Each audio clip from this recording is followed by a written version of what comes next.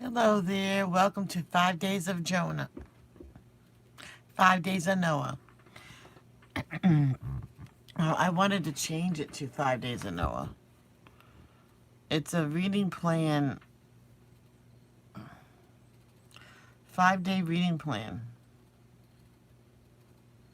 But I don't want to do that. I wanted to say, there we go. 5 Days of Noah. Day 1. Let's capitalize that D. There we go. I sent everybody the invitation.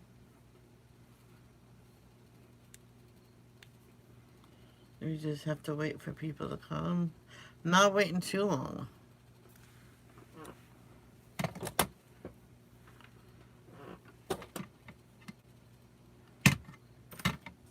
So let's start the plan.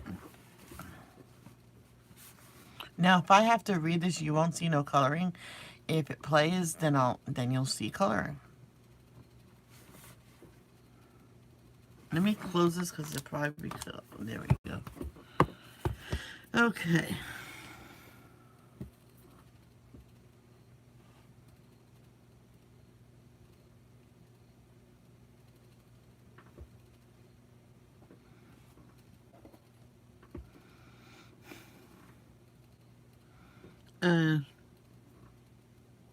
Oop.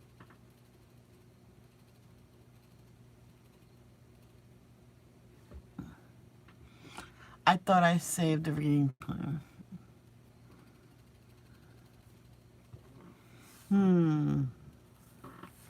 Let's see which plan we're gonna do. Noah, a 5-day devotional. Noah, lessons beyond the ark. The big flood, Noah in the, I don't even know what.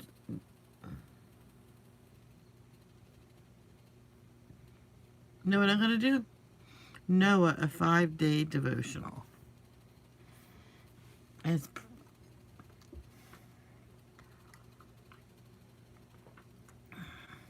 so devote these won't be as long as the past. So let's click on Noah, a 5-day devotional. Noah's story is one of the most well-known in human history. His unswerving, I have no idea what that word is. UNSWERVING. I don't know. If you know, please leave a like abbreviate it for me or split it up so I can sound it out. Obedience and unique relationship with God is an epic example of the importance of personal faith. Inspired by Noah, Sight and Sound, Landmark Production, this 5-day study offers a glimpse into the man who was willing to do whatever God asked, even building an ark. Over 5,000 completions. Holy crap. Okay, let's start plan. By myself. Do you want your friends? Yep.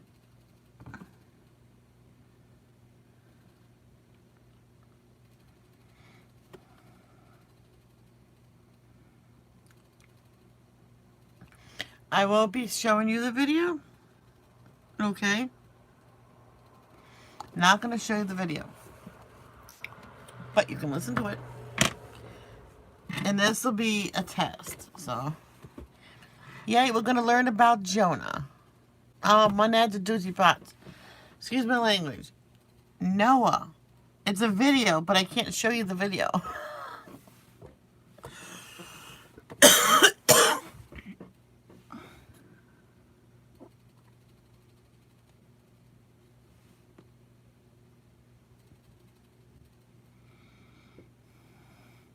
Well, I can read what it says. Oh, no. No. I almost donated to himself. Let me read this. Why can't you read it for me? What does it say? Can I read it? Share settings.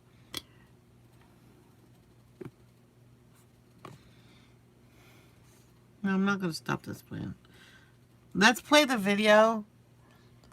And if this, on here it says like copyright, because it will say it if there is, then we'll end this live and I will not do the plan. Okay, let's see. Shh, shh. I don't think there's going to be a problem because I use this all the time, so I don't think there's going to be a problem. So here it is about Noah.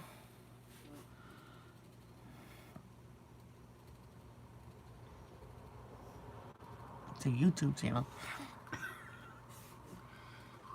Noah. God.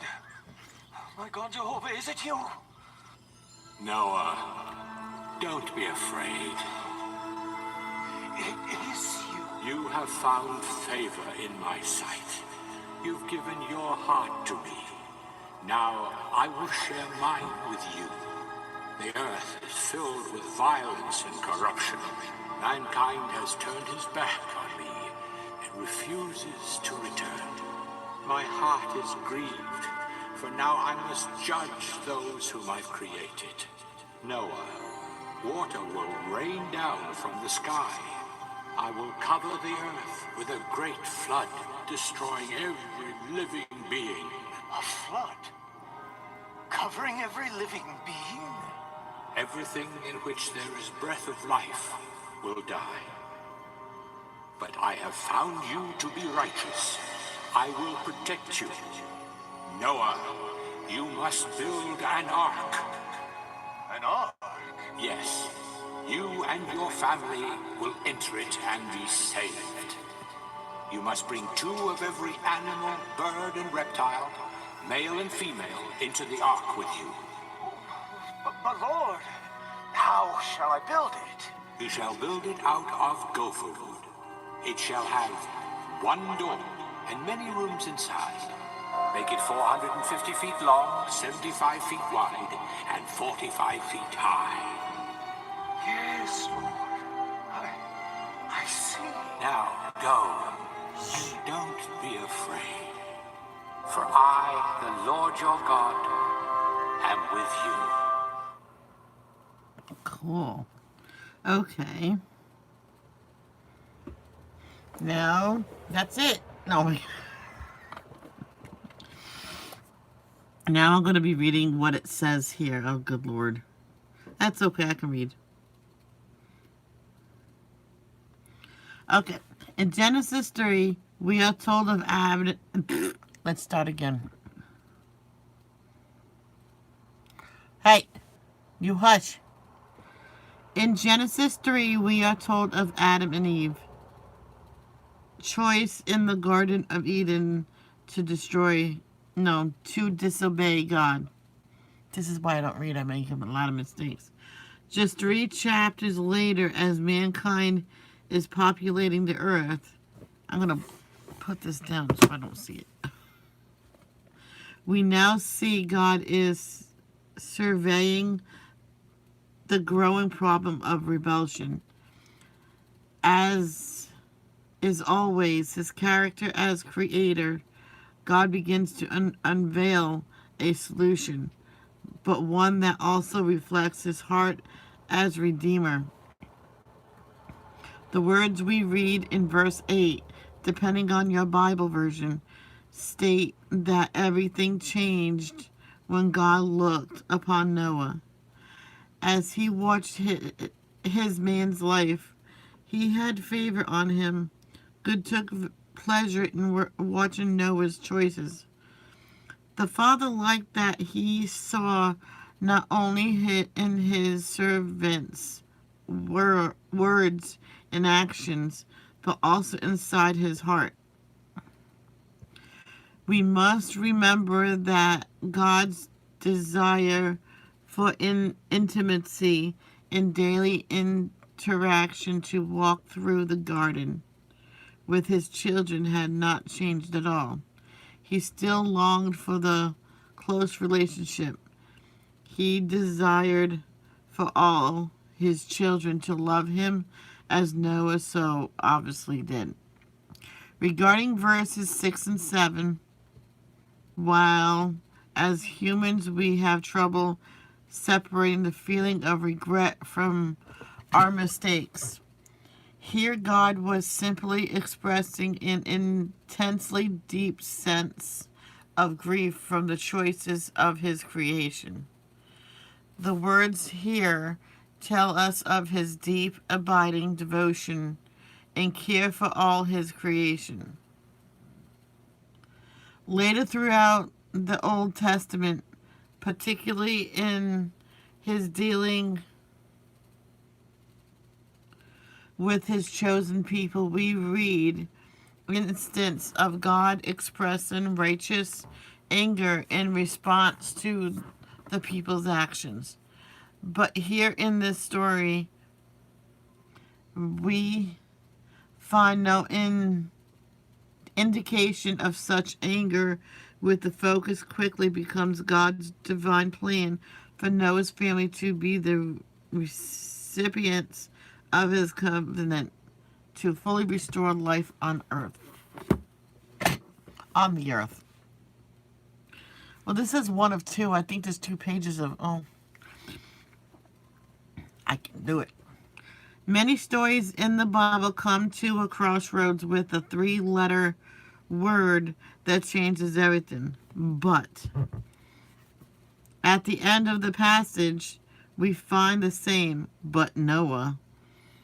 He was different because of his decision to obey God at all costs. When God looked upon Noah, this one man's life was simply a reflection of the Father's goodness and loving kindness, found once again the very reasons he made people relationship and fellowship with him. Watch the scene where God speaks to Noah for the first time about the ark. We already listened to that. We encourage today that God, through a relationship with Christ, looks upon you with eyes of grace and mercy, desiring a personal relationship and intimate fellowship.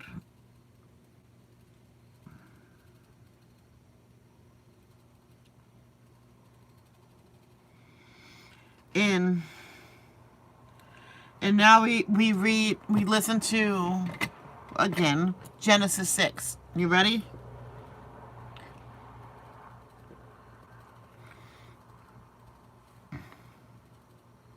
The Lord observed the extent of human wickedness on the earth, and he saw that everything they thought or imagined was consistently and totally evil. So the Lord was sorry he had ever made them and put them on the earth. It broke his heart. And the Lord said, I will wipe this human race I have created from the face of the earth. Yes, and I will destroy every living thing, all the people, the large animals, the small animals that scurry along the ground, and even the birds of the sky. I am sorry I ever made them. But Noah found favor with the Lord. And that's it. Add reminder, would you like to set up a daily reminder for your plan? Yes. I like that. So how did you like that? Did you pay attention?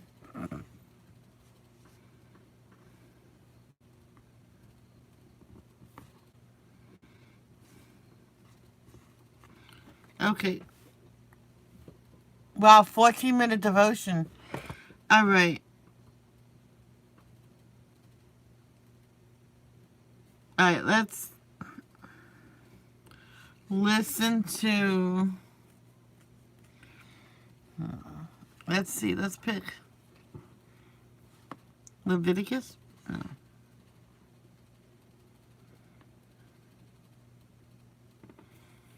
How about Ezra? We'll listen to the chapter Ezra. Well, let me write down the plan that we did.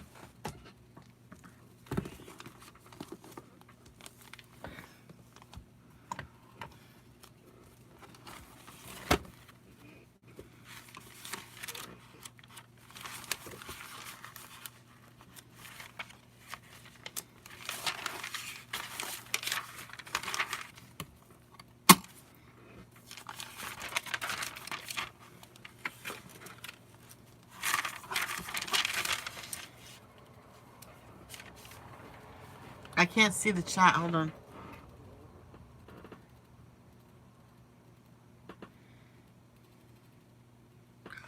Don't tell me. I read and we played it. I played a God talking to Noah, and then a whole devotion thing. That was played. Don't tell me you missed the whole thing. Well, oh well. You missed something wonderful.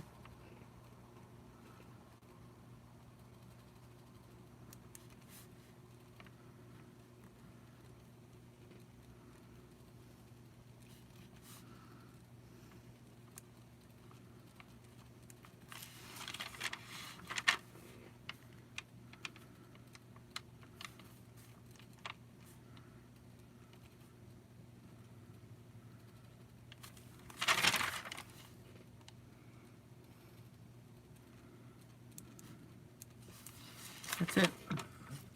Oh, and now we're reading. I forgot what we're reading.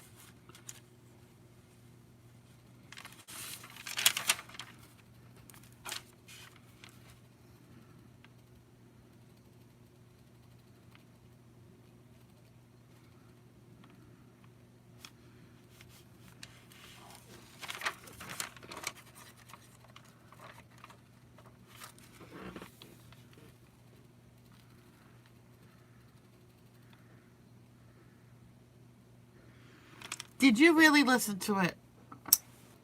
Is this something exciting, something new?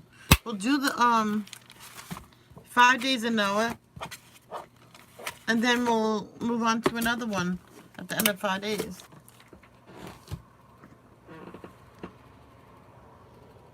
I know. Alright, here's us, okay? And here's Dorian. Just like that. I'm not worried. By the time it gets here, it's going to be category 1. Alright, Alicia, if you want to read it, listen to it on replay, what I just read. We listened to God talking to Noah, and then I read something, and then it read something to us. No, don't do that, Isabella. Now we're gonna listen to Ezra.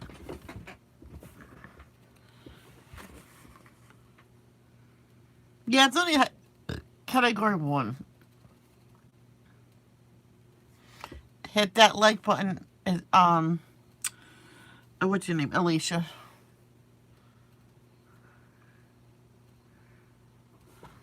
One.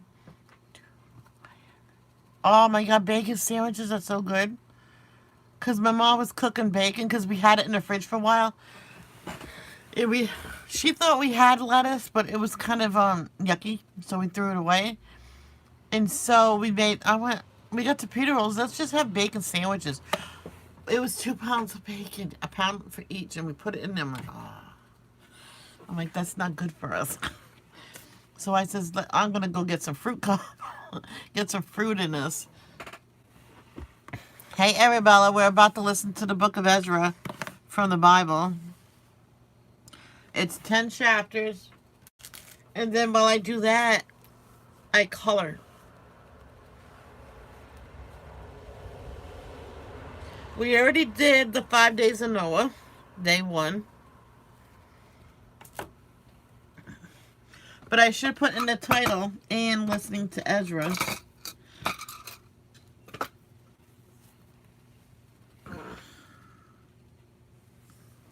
Oh, really? So what you could do instead of listening to Ezra with us, if you want to listen to Noah, you could rewind this to the beginning, or you can just replay after. So,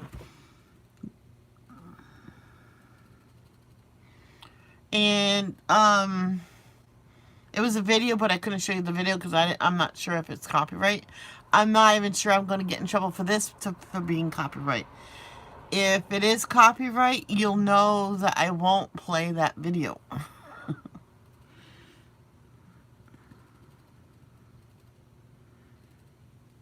Okay, let's listen to Ezra as I color leaves.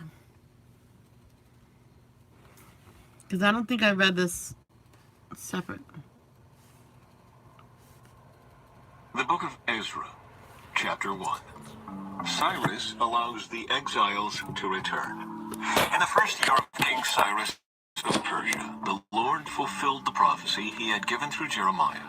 He stirred the heart of Cyrus to put this proclamation in writing and to send it throughout his kingdom. This is what King Cyrus of Persia says. The Lord, the God of heaven, has given me all the kingdoms of the earth. He has appointed me to build him a temple at Jerusalem, which is in Judah. Any of you who are his people may go to Jerusalem in Judah to rebuild this temple of the Lord, the God of Israel, who lives in Jerusalem. And may your God be with you. Wherever this Jewish remnant is found, let their neighbors contribute toward their expenses by giving them silver and gold, supplies for the journey and livestock, as well as a voluntary offering for the temple of God in Jerusalem. Then God stirred the hearts of the priests and Levites and the leaders of the tribes of Judah and Benjamin to go. This part's not copyright. The video was. That's why you didn't see the video. Go to Jerusalem to rebuild the temple of the Lord. And all their neighbors assisted by giving them Plus, that's not an iPad, it's a Kindle. articles of silver and gold, supplies for the journey, and livestock. They gave them many. King Cyrus himself brought out the articles that King Nebuchadnezzar had taken from the Lord's temple in Jerusalem and had placed in the temple of his own God. Are you happy, my smarty pants? Cyrus directed Mithridath, the treasurer of Persia, to count these items and present them to Sheshbazzar, the leader of the exiles returning to Judah. This is a list of the items that were returned. Gold basins, 30. Silver basins, 1,000. Silver incense burners, 29. Gold bowls, 30. Silver bowls, 410. Other items, 1,000. In all, there were 5,400 articles of gold and silver. Sheshbazzar brought all of these along when the exiles went from Babylon to Jerusalem. Me too, I'm coloring too. Chapter 2. Chapter 2. Exiles who returned with Zerubbabel. Here is the list of the Jewish exiles of the provinces who returned from their captivity. King Nebuchadnezzar had deported them to Babylon, but now they returned to Jerusalem and the other towns in Judah where they originally lived. Their leaders were Zerubbabel, Jeshua, Nehemiah, Seraiah, Realiah, Mordecai, Bilshan, Mizpar, Bigvai, Rehum, and Baanah. This is the number of the men of Israel who returned from exile. The family of Parosh, 2,172. The family of Shephatiah, 372. The family of Era, 775. The family of Pahath Moab, descendants of Jeshua and Joab, 2,812. The family of Elam, 1,254. The family of Zatu, 945. The family of Zakkai, 760. The family of Bani, 642. The family of Bebai, 623. The family of Azgad, 1,222. The family of Adonikam, 666. The family of Bigvai, 2,056. The family of Aden, 454. The family of Ater, descendants of Hezekiah, 98. The family of Bezai, 323. The family of Jorah, 112. The family of Hashem, 223. The family of Gibar, 95. The people of Bethlehem, 123. The people of Netophah, 56. The people of Anathoth, 128. The people of Beth Asmaveth, 42. The people of Kiriath Jearim, Kephirah, and Beeroth, 743. The people of Ramah and Geba, 621. The people of Michmash, 122. The people of Bethel and Ai, 223. The citizens of Nebo, 52. The citizens of Magbish, 156. The citizens of Elam, 1,254. The citizens of Haram, 320. The citizens of Lod, Hadid, and Ono, 725. The citizens of Jericho, 345. The citizens of Sineah, 3,630. These are the priests who returned from exile. The family of Jedaiah through the line of Jeshua, 973. The family of Immer, 1,052. The family of Pashur, 1,247. The family of Haram, 1,017. These are the Levites who returned from exile. The families of Jeshua and Kadmiel, descendants of Hodaviah, 74. The singers of the family of Asaph, 128. The gatekeepers of the families of Shallum, Ater, Talman, Akub, Hatita, and Shobai, 139. The descendants of the following temple servants returned from exile: Ziha, Hesapha, Tobiath, Kiros, Siaha, Padan, Lebanah, Hagabah, Akub, Hagab, Shelmai, Hanan, Gidel, Gehar, Reaiah, Rezin, Nekoda, Gazam, Uzzah, Paseah, Bezai, Asna, Meunim, Nephusim, Bakbuk, Hakapha, Herher, Bazluth, Mehida, Hersha, Barkus, Sisera, Tema, Neziah, and Hatipha. The descendants of these servants of King Solomon returned from exile: Sotai, Hassophereth, Peruda, Jaela, Darkon, Giddel, Shephatiah, Hadel, Pokereth-Hazzebaim, and Amai. In all, the temple servants and the descendants of Solomon's servants numbered 392. Another group returned at this time from the towns of Tel-Melah, Tel-Harsha, Kirub, Aden, and Immer. However, they could not prove that they or their families were descendants of Israel. This group included the families of Delaiah, Tobiah, and Nekoda, a total of 652 people. 3 families of priests, Hobaiah, Hakaz, and Barzillai, also returned. This Barzillai had married a woman who was a descendant of Barzillai of Gilead, and he had taken her family name. They searched for their names in the genealogical records, but they were not found, so they were disqualified from serving as priests. The governor told them not to eat the priest's share of food from the sacrifices until a priest could consult the Lord about the matter by using the Urim and Thummim, the sacred lots. So a total of 42,360 people returned to Judah, in addition to 7,337 servants and 200 singers, both men and women. They took with them 736 horses, 245 mules, 435 camels, and 6,720 donkeys. When they arrived at the temple of the Lord in Jerusalem, some of the family leaders made voluntary offerings toward the rebuilding of God's temple on its original site, and each leader gave as much as he could. The total of their gifts came to 61,000 gold coins, 6,250 pounds of silver, and 100 robes for the priests. So the priests, the Levites, the singers, the gatekeepers, the temple servants, and some of the common people settled in villages near Jerusalem.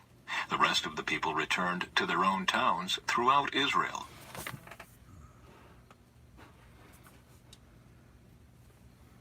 Chapter 3. The altar is rebuilt. In early autumn, when the Israelites had settled in their towns, all the people assembled in Jerusalem with a unified purpose. Then Jeshua, son of Jehozadak, joined his fellow priests and Zerubbabel, son of Shealtiel, with his family in rebuilding the altar of the God of Israel. They wanted to sacrifice burnt offerings on it, as instructed in the law of Moses, the man of God. Even though the people were afraid of the local residents, they rebuilt the altar at its old site. Then they began to sacrifice burnt offerings on the altar to the Lord each morning and evening. They celebrated the Festival of Shelters as prescribed in the law, sacrificing the number of burnt offerings specified for each day of the festival. They also offered the regular burnt offerings and the offerings required for the new moon celebrations and the annual festivals as prescribed by the Lord. The people also gave voluntary offerings to the Lord. 15 days before the Festival of Shelters began, the priests had begun to sacrifice burnt offerings to the Lord. This was even before they had started to lay the foundation of the Lord's temple. The people began to rebuild the temple. Then the people hired masons and carpenters and bought cedar logs from the people of Tyre and Sidon, paying them with food, wine, and olive oil. The logs were brought down from the Lebanon mountains and floated along the coast of the Mediterranean Sea to Joppa, for King Cyrus had given permission for this. The construction of the Temple of God began in mid-spring during the second year after they arrived in Jerusalem. The workforce was made up of everyone who had returned from exile, including Zerubbabel, son of Shealtiel, Jeshua, son of Jehozadak, and his fellow priests, and all the Levites. The Levites who were 20 years old or older were put in charge of Alicia, I'd rather be tired than have a headache as well. Yes, I had a headache last night. Yes. I was going to do a really light coloring live, but I had a headache and it wouldn't let me. building the Lord's temple. The workers at the temple of God were supervised by Jeshua with his sons and relatives, and Kadmiel and his sons, all descendants of Hodaviah. They were helped in this task by the Levites of the family of Henadad. When the builders completed the foundation of the Lord's temple, the priests put on their robes and took their places to blow their trumpets. And the Levites, descendants of Asaph, clashed their cymbals to praise the Lord, just as King David had prescribed. With praise and thanks they sang this song to the Lord. He is so good. His faithful love for Israel endures forever. Then all the people gave a great shout, praising the Lord, because the foundation of the Lord's temple had been laid. But many of the older priests, Levites, and other leaders who had seen the first temple wept aloud when they saw the new temple's foundation. The others, however, were shouting for joy. The joyful shouting and weeping mingled together in a loud noise that could be heard far in the distance. If you didn't know, what I'm doing with the leaves is I'm shading it in with the green, then lime green, then I go to the other side of the leaf and start with red and then orange and then yellow. Will blend it all together. It's at the end of the summer and that's what my colors will be. It's going to be mixed with green and orange and stuff like that. And during the winter I have no idea what I'm going to do. Probably continue with fall into spring. That means I don't know what I'm going to do. Chapter 4. Enemies oppose the rebuilding. The enemies of Judah and Benjamin heard that the exiles were rebuilding a temple to the Lord, the God of Israel. So they approached Zerubbabel and the other leaders and said, "Let us build with you, for we worship your God just as you do. We have sacrificed to him ever since King Esarhaddon of Assyria brought us here." But Zerubbabel, Jeshua, and the other leaders of Israel replied, "You may have no part in this work. We alone will build the temple for the Lord, the God of Israel, just as King Cyrus of Persia commanded us." Then the local residents tried to discourage and frighten the people of Judah to keep them from their work. They bribed agents to work against them and to frustrate their plans. This went on during the entire reign of King Cyrus of Persia and lasted until King Darius of Persia took the throne. Later opposition under Xerxes and Artaxerxes.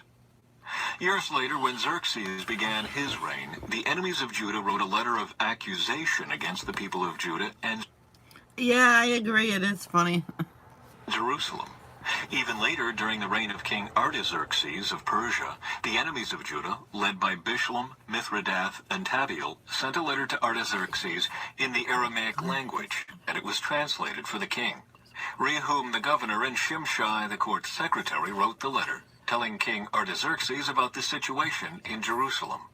They greeted the king for all their colleagues, the judges and local leaders, the people of Tarpel, the Persians, the Babylonians, and the people of Erech and Susa, that is, Elam.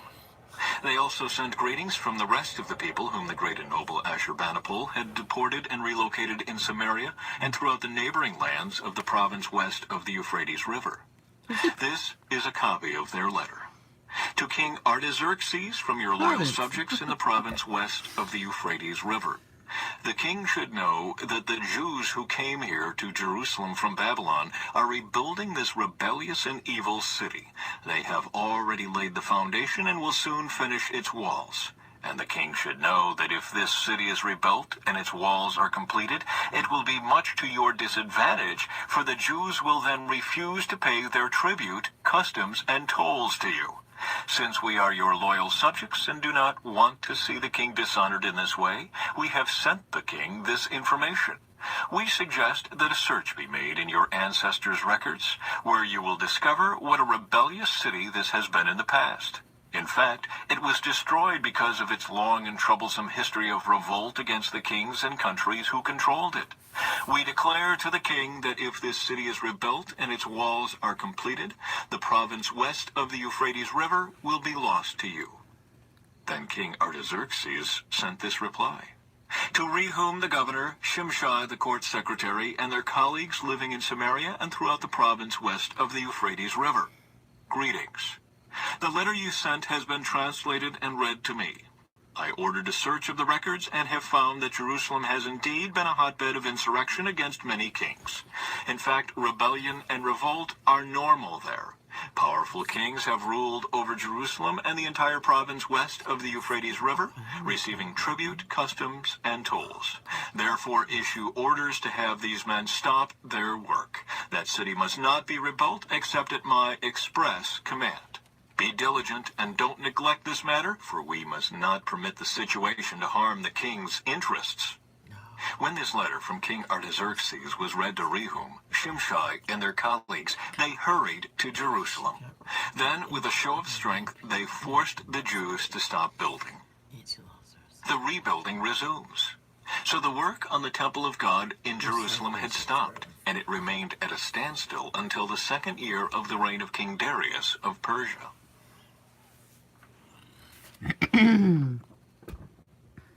Chapter 5. At that time the prophets Haggai and Zechariah, son of Iddo, prophesied to the Jews in Judah and Jerusalem. They prophesied in the name of the God of Israel who is over them. Zerubbabel, son of Shealtiel, and Jeshua, son of Jehozadak, responded by starting again to rebuild the temple of God in Jerusalem.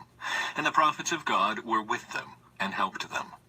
But Tatnai, governor of the province west of the Euphrates River, and Shethar-Bozenai and their colleagues soon arrived in Jerusalem and asked, "Who gave you permission to rebuild this temple?" I'm just going to say it again. So if this gets a copyright strike, it's going off. If it says copyright material and it will be off. I will be deleting this live just to let you know. And if you've been here since the beginning, you know what I mean. I played a video. You guys didn't see the video, but I played a video. You guys listened to it. So I advise you, when we're done here, Alicia, to play it from the beginning. Okay? And restore the structure. And then I probably won't do 5 days of Jonah. They also I meant Noah. 5 days of Noah. I won't do 5 days of Noah. asked for the names of all the men working on the temple. But because their God was watching over them, the leaders of the Jews were not prevented from building until a report was sent to Darius, and he returned his decision. Tatnai's letter to King Darius.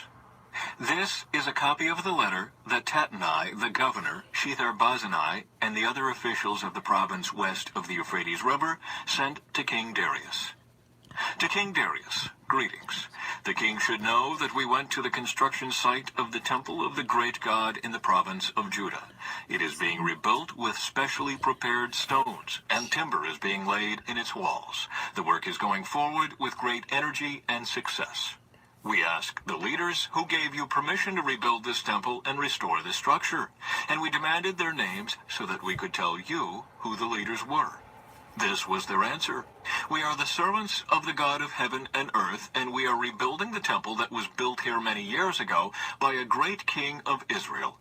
But because our ancestors angered the God of heaven, he abandoned them to King Nebuchadnezzar of Babylon, who destroyed this temple and exiled the people to Babylonia.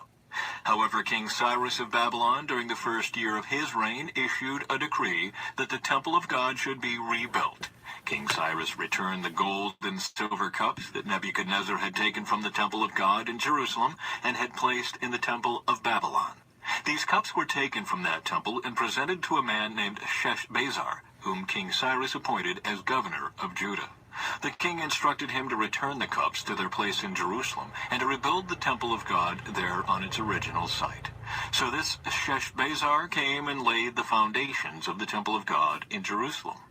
The people have been working on it ever since, though it is not yet completed. Therefore, if it pleases the king, we request that a search be made in the royal archives of Babylon to discover whether King Cyrus ever issued a decree to rebuild God's temple in Jerusalem, and then let the king send us his decision in this matter. Chapter 6. Darius approves the rebuilding. So King Darius issued orders that a search be made in the Babylonian archives, which were stored in the treasury. But it was at the fortress at Ecbatana, in the province of Media, that a scroll was found. This is what it said. Memorandum. In the first year of King Cyrus's reign, a decree was sent out concerning the temple of God at Jerusalem. Let the temple be rebuilt on the site where Jews used to offer their sacrifices, using the original foundations. Its height will be 90 feet, and its width will be 90 feet. Every 3 layers of specially prepared stones will be topped by a layer of timber. All expenses will be paid by the royal treasury. Furthermore, the gold and silver cups, which were taken to Babylon by Nebuchadnezzar from the temple of God in Jerusalem, must be returned to Jerusalem and put back where they belong. Let them be taken back to the temple of God. So King Darius sent this message. Now therefore Tatnai, governor of the province west of the Euphrates River, and Shethar-Bozenai and your colleagues and other officials west of the Euphrates River, stay away from there. Do not disturb the construction of the temple of God. Let it be rebuilt on its original site, and do not hinder the governor of Judah and the elders of the Jews in their work. Moreover, I hereby decree that you are to help these elders of the Jews as they rebuild this temple of God. You must pay the full construction costs, without delay, from my taxes collected in the province west of the Euphrates River, so that the work will not be interrupted. Give the priests in Jerusalem whatever is needed in the way of young bulls, rams, and male lambs for the burnt offerings presented to the God of heaven. And without fail provide them with as much wheat, salt, wine, and olive oil as they need each day. Then they will be able to offer acceptable sacrifices to the God of heaven and pray for the welfare of the king and his sons. Those who violate this decree in any way will have a beam pulled from their house. Then they will be tied to it and flogged, and their house will be reduced to a pile of rubble. May the God who has chosen the city of Jerusalem as the place to honor his name destroy any king or nation that violates this command and destroys this temple. I, Darius, have issued this decree. Let it be obeyed with all diligence. The temple's dedication. Tatnai, governor of the province west of the Euphrates River, and Shethar-Bozenai and their colleagues complied at once with the command of King Darius. So the Jewish elders continued their work, and they were greatly encouraged by the preaching of the prophets Haggai and Zechariah, son of Iddo. The temple was finally finished as had been commanded by the God of Israel and decreed by Cyrus, Darius, and Artaxerxes, the kings of Persia. The temple was completed on March 12, during the 6th year of King Darius's reign. The temple of God was then dedicated with great joy by the people of Israel, the priests, the Levites, and the rest of the people who had returned from exile. During the dedication ceremony for the temple of God, 100 young bulls. Now I'm going to do the yellow green. But then over here it's going to be the red shadow, just like this. Maybe not as much. Some red, then orange, and then yellow everywhere. Bulls, 200 rams, and 400 male lambs were sacrificed, and 12 male goats were presented as a sin offering for the 12 tribes of Israel.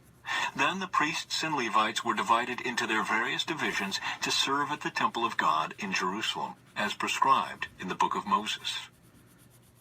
Celebration of Passover. On April 21, the returned exiles celebrated Passover. The priests and Levites had purified themselves and were ceremonially clean. So they slaughtered the Passover lamb for all the returned exiles, for their fellow priests, and for themselves. The Passover meal was eaten by the people of Israel who had returned from exile, and by the others in the land who had turned from their immoral customs to worship the Lord, the God of Israel. Then they celebrated the festival of unleavened bread for 7 days. There was great joy throughout the land because the Lord had caused the king of Assyria to be favorable to them, so that he helped them to rebuild the temple of God, the God of Israel.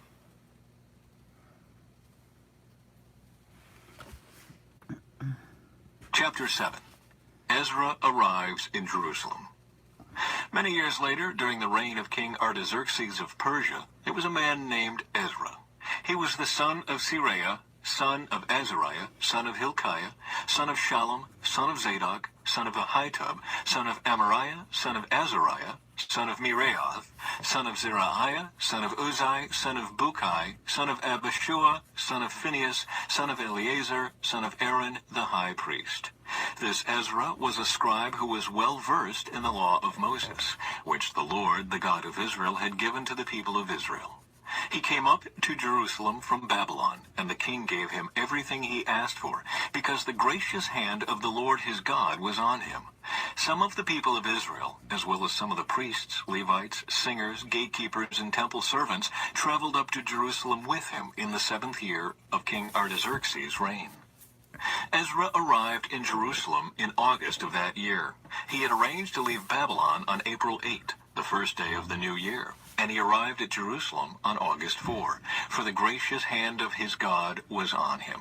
This was because Ezra had determined to study and obey the law of the Lord and to teach those decrees and regulations to the people of Israel. Artaxerxes' letter to Ezra. King Artaxerxes had given a copy of the following letter to Ezra, the priest and scribe, who studied and taught the commands and decrees of the Lord to Israel. From Artaxerxes, the king of kings, to Ezra the priest, the teacher of the law of the God of heaven. Greetings.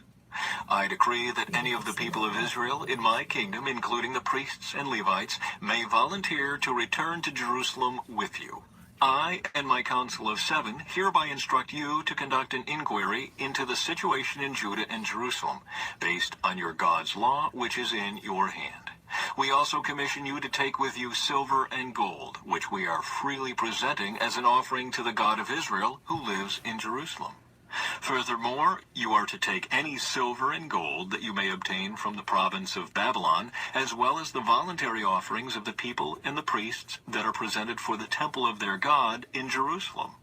These donations are to be used specifically for the purchase of bulls, rams, male lambs, and the appropriate grain offerings and liquid offerings, all of which will be offered on the altar of the temple of your God in Jerusalem. Any silver and gold that is left over may be used in whatever way you and your colleagues feel is the will of your God. But as for the cups we are entrusting to you for the service of the temple of your God, deliver them all to the God of Jerusalem. If you need anything else for your God's temple, or for any similar needs, you may take it from the royal treasury. I, Artaxerxes the king, hereby send this decree to all the treasurers in the province west of the Euphrates River. You are to give Ezra the priest and teacher of the law of the God of heaven whatever he requests of you. You are to give him up to 7,500 pounds of silver, 500 bushels of wheat, 550 gallons of wine, 550 gallons of olive oil, and an unlimited supply of salt. Be careful to provide whatever the God of heaven demands for his temple, for why should we risk bringing God's anger against the realm of the king and his sons? I also decree that no priest, Levite, singer, gatekeeper, temple servant, or other worker in this temple of God will be required to pay tribute, customs, or tolls of any kind. And you, Ezra, are to use the wisdom your God has given you to appoint magistrates and judges who know your God's laws to govern all the people in the province west of the Euphrates River. Teach the law to anyone who does not know it. Anyone who refuses to obey the law of your God and the law of the king will be punished immediately, either by death, banishment, confiscation of goods, or imprisonment. Ezra praises the Lord. Praise the Lord, the God of our ancestors, who made the king want to beautify the temple of the Lord in Jerusalem, and praise him for demonstrating such unfailing love to me by honoring me before the king, his council, and all his mighty nobles.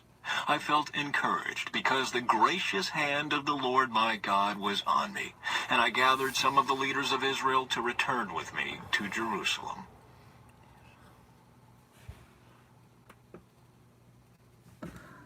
Chapter 8. Exiles who returned with Ezra. Here is a list of the family leaders and the genealogies of those who came with me from Babylon during the reign of King Artaxerxes. From the family of Phinehas, Gershom. From the family of Ithamar, Daniel. From the family of David, Hattush, a descendant of Shechaniah. From the family of Parosh, Zechariah and 150 other men were registered. From the family of Pahath-Moab, Elioenai, son of Zerahiah, and 200 other men. From the family of Zattu, Shechaniah, son of Jehaziel, and 300 other men. From the family of Aden, Ebed, son of Jonathan, and 50 other men. From the family of Elam, Jeshahiah, son of Athaliah, and 70 other men. From the family of Shephatiah, Zebediah, son of Michael, and 80 other men. From the family of Joab, Obadiah, son of Jehiel, and 218 other men. From the family of Bani, Shelemith, son of Josephiah, and 160 other men. From the family of Bebai, Zechariah, son of Bebai, and 28 other men. From the family of Azgad, Johanan, son of Hekatan, and 110 other men. From the family of Adonikam, who came later, Eliphalet, Jewel, Shemaiah, and 60 other men. From the family of Bigvai, Uthai, Zakur, and 70 other men. Ezra's journey to Jerusalem. I assembled the exiles at the Ahava Canal, and we camped there for 3 days while I went over the lists of the people and the priests who had arrived. I found that not one Levite had volunteered to come along. So I sent for Eleazar, Ariel, Shemaiah, Elnathan, Jerub, Elnathan, Nathan, Zechariah, and Meshullam, who were leaders of the people. I also sent for Joirib and Elnathan, who were men of discernment. I sent them to Iddo, the leader of the Levites at Casiphia, to ask him and his relatives and the temple servants to send us ministers for the temple of God at Jerusalem. You heard it here. Ariel is in the Bible. The word Ariel, A-R-I-E-L. Ariel's in the Bible. Since the gracious hand of our God was on us, they sent us a man Are you named really? Sherebiah, along with 18 of his sons and brothers. He was a very astute man and a descendant of Malai, who was a descendant of Levi, son of Israel. They also sent Hashabiah, together with Jeshaiah, from the descendants of Merari, and 20 of his sons and brothers, and 220 temple servants. The temple servants were assistants to the Levites, a group of temple workers first instituted by King Alicia, why don't you take a nap? You need Pierre? What? King David and his officials. They were all listed by name. And there, by the Ahava Canal, I gave orders for all of us to fast and humble ourselves before our God. We prayed that he would give us a safe journey and protect us, our children, and our goods as we traveled. For I was ashamed to ask the king for soldiers and horsemen to accompany us and protect us from enemies along the way. After all, we had told the king, our God's hand of protection is on all who worship him, but his fierce anger rages against those who abandon him. So we fasted and earnestly prayed that our God would take care of us. And he heard our prayer. I Okay. appointed 12 leaders of the priests, Sherebiah, Hashabiah, and 10 other priests, to be in charge of transporting the silver, the gold bowls, and the other items that the king, his council, his officials, and all the people of Israel had presented for the temple of God. I weighed the treasure as I gave it to them and found the totals to be as follows: 24 tons of silver, 7,500 pounds of silver articles, 7,500 pounds of gold, 20 gold bowls, equal in value to 1,000 gold coins, 2 fine articles of polished bronze, as precious as gold. And I said to these priests, you and these treasures have been set apart as holy to the Lord. The silver and gold is a voluntary offering to the Lord, the God of our ancestors. Guard these treasures well until you present them to the leading priests, the Levites, and the leaders of Israel, who will weigh them at the storerooms of the Lord's temple in Jerusalem. So the priests and the Levites accepted the task of transporting these treasures of silver and gold to the temple of our God in Jerusalem. We broke camp at the Ahava Canal on April 19 and started off to Jerusalem. And the gracious hand of our God protected us and saved us from enemies and bandits along the way. So we arrived safely in Jerusalem, where we rested for 3 days. On the 4th day after our arrival, the silver, gold, and other valuables were weighed at the temple of our God and entrusted to Meremoth, son of Uriah the priest, and to Eleazar, son of Phinehas, along with Jozabad, son of Jeshua, and Noadiah, son of Binnui, both of whom were Levites. Everything was accounted for by number and weight, and the total weight was officially recorded. Then the exiles who had come out of captivity sacrificed burnt offerings to the God of Israel.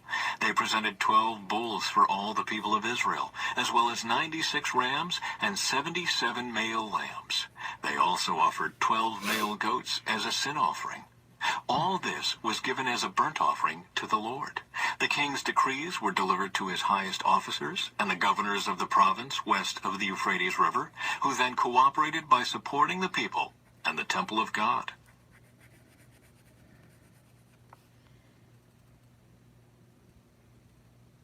Chapter 9. Ezra's prayer. We got one more chapter after this one, then that will be it. Because I'm hungry. Concerning intermarriage. When these things had been done, the Jewish leaders came to me and said, "Many of the people of Israel, and even some of the priests and Levites, have not kept themselves separate from the other peoples living in the land. They have taken up the detestable practices of the Canaanites, Hittites, Perizzites, Jebusites, Ammonites, Moabites, Egyptians, and Amorites. For the men of Israel have married women from these people and have taken them as wives for their sons. So the holy race has become polluted by these mixed marriages. Worse yet, the leaders and officials have led the way in this outrage." When I heard this, I tore my cloak and my shirt, pulled hair from my head and beard, and sat down utterly shocked. Then all who trembled at the words of the God of Israel came and sat with me because of this outrage committed by the returned exiles. And I sat there utterly appalled until the time of the evening sacrifice. At the time of the sacrifice, I stood up from where I had sat in mourning with my clothes torn. I fell to my knees and lifted my hands to the Lord my God. I prayed, "Oh my God, I am utterly ashamed. I blush to lift up my face to you. For our sins are piled higher than our heads, and our guilt has reached to the heavens. From the days of our ancestors until now, we have been steeped in sin.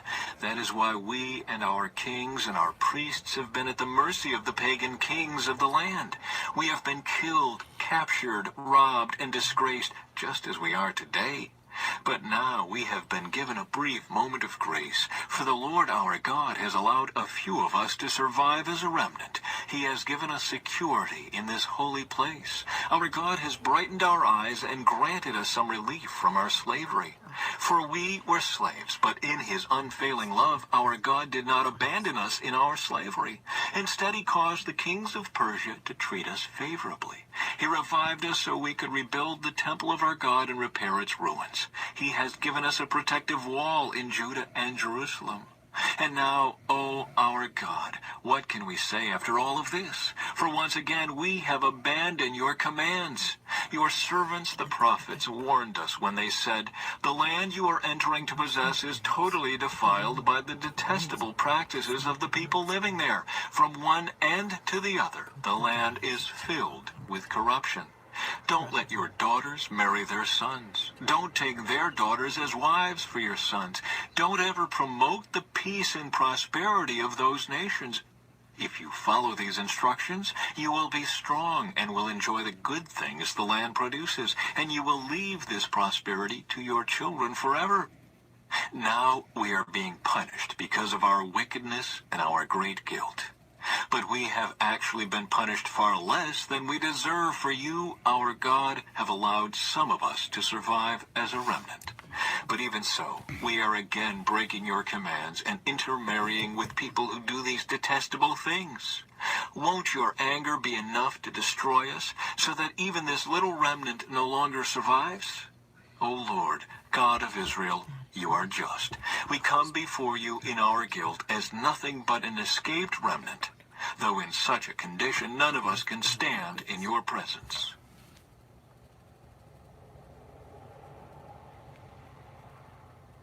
Chapter 10. Last The people one. confess their sin. While Ezra prayed and made this confession, weeping and lying face down on the ground in front of the temple of God, a very large crowd of people from Israel, men, women, and children, gathered and wept bitterly with him. Then Shechaniah, son of Jehiel, a descendant of Elam, said to Ezra, "We have been unfaithful to our God, for we have married these pagan women of the land. But in spite of this, there is hope for Israel. Let us now make a covenant with our God to divorce our pagan wives and to send them away with their children. We will follow the advice given by you and by the others who respect the commands of our God. Let it be done according to the law of God. Get up, for it is your duty to tell us how to proceed in setting things straight. We are behind you, so be strong and take action." So Ezra stood up and demanded that the leaders of the priests and the Levites and all the people of Israel swear that they would do as Shechaniah had said. And they all swore a solemn oath. Then Ezra left the front of the temple of God and went to the room of Jehohanan, son of Eliashib. He spent the night there without eating or drinking anything. He was still in mourning because of the unfaithfulness of the returned exiles. Then a proclamation was made throughout Judah and Jerusalem that all the exiles should come to Jerusalem. Those who failed to come within 3 days would, if the leaders and elders so decided, forfeit all their property and be expelled from the assembly of the exiles. Within 3 days, all of the people of Judah and Benjamin had gathered in Jerusalem. This took place on December 19, and all the people were sitting in the square before the temple of God. They were trembling both because of the seriousness of the matter and because it was raining. Then Ezra the priest stood and said to them, "You have committed a terrible sin. By marrying pagan women, you have increased Israel's guilt. So now confess your sin to the Lord, the God of your ancestors, and do what he demands. Separate yourselves from the people of the land and from these pagan women." Then the whole assembly raised their voices and answered, "Yes, you are right. We must do as you say." Then they added, "This isn't something that can be done in a day or two, for many of us are involved in this extremely sinful affair. And this is the rainy season, so we cannot stay out here much longer. Let our leaders act on behalf of us all. Let everyone who has a pagan wife come at a scheduled time, accompanied by the leaders and judges of his city, so that the fierce anger of our God concerning this affair may be turned away from us." Only Jonathan, son of Asahel, and Josiah, son of Tikvah, opposed this course of action, and they were supported by Meshullam and Shabbathai the Levite. So this was the plan they followed. Ezra selected leaders to represent their families, designating each of the representatives by name. On December 29, the leaders sat down to investigate the matter. By March 27, the first day of the new year, they had finished dealing with all the men who had married pagan wives. Those guilty of intermarriage. These are the priests who had married pagan wives. From the family of Jeshua, son of Jehozadak, and his brothers, Maaseiah, Eleazar, Jerub, and Gedaliah. They vowed to divorce their wives, and they each acknowledged their guilt by offering a ram as a guilt offering. From the family of Immer, Hanani, and Zebadiah. From the family of Haram, Maaseiah, Elijah, Shemaiah, Jehiel, and Uzziah. From the family of Pashur, Elioenai, Maaseiah, Ishmael, Nethanel, Jozabad, and Elisah. These are the Levites who were guilty: Jozabad, Shimei, Keleah, also called Kelita, Pethahiah, Judah, and Eleazar. This is the singer who was guilty: Eliashib. These are the gatekeepers who were guilty: Shallum, Telem, and Uri. These are the other people of Israel who were guilty: from the family of Parosh, Ramiah, Isaiah, Malchijah, Mijamin, Eleazar, Hashabiah, and Benaiah. From the family of Elam, Mattaniah, Zechariah, Jehiel, Abdi, Jeremoth, and Elijah. From the family of Zatu, Elioenai, Eliashib, Mattaniah, Jeremoth, Zabad, and Aziza. From the family of Bebai, Jehohanan, Hananiah, Zabai, and Athlai. From the family of Bani, Meshullam, Maluk, Adai, Jashub, Sheel, and Jeremoth. From the family of Pahath Moab, Adnah, Kelal, Benaiah, Maaseiah, Mattaniah, Bezalel, Benui, and Manasseh. From the family of Haram, Eleazar, Ishijah, Malchijah, Shemaiah, Shimeon, Benjamin, Maluk, and Shemariah. From the family of Hashum, Mattanai, Mattatah, Zabad, Eliphalet, Jeremiah, Manasseh, and Shimei. From the family of Bani, Maadai, Amram, Ul, Benaiah, Bedaiah, Kilohai, Vaniah, Meremoth, Eliashib, Mattaniah, Mattanai, and Jesu. From the family of Benui, Shimei, Shelemiah, Nathan, Adaiah, Macnadabai, Sheshai, Shearai, Azarel, Shelemiah, Shemariah, Shalom, Amariah, and Joseph. From the family of Nebo, Jeiel, Mattathiah, Zabad, Zabina, Jediai, Joel, and Benaiah. Each of these men had a pagan wife, and some even had children by these wives. And that is it, I believe. Hold on, let me check chapters. Yep, that is it of this devotion. Yes, it's 5 days of Jonah, plus we listen to another chapter if the devotion's too short. So if you don't see this in a couple days, you know I have to take it down because copyright. So we just have to wait and see. So love, don't judge. Peace out. God bless.